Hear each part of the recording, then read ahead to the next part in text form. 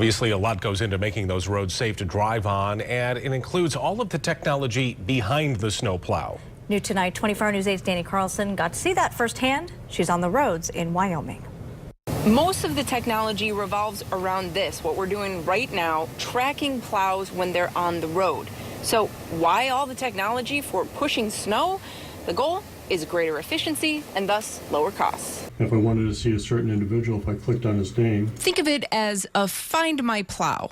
Yeah, and each one of these is a radio that's turned on with an individual. These digital radios can, in real time, not only show where people are, and then the direction they're going and their GPS coordinates, but also when and how fast they're going. Last year we utilized it throughout the winter, and again we probably had a half dozen or a dozen different issues where people would call and say we hadn't plowed their street. We could go back and show that we had a person at a specific time on that street. We're told it's also helpful for the drivers so they can keep track of what others are doing and where plows are needed the most.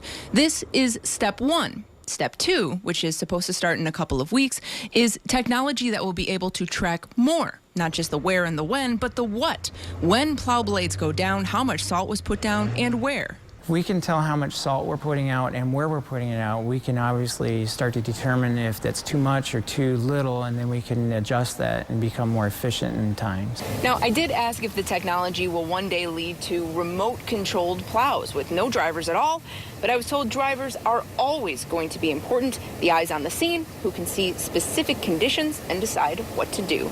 In Wyoming tonight, Danny Carlson, 24 Hour News 8.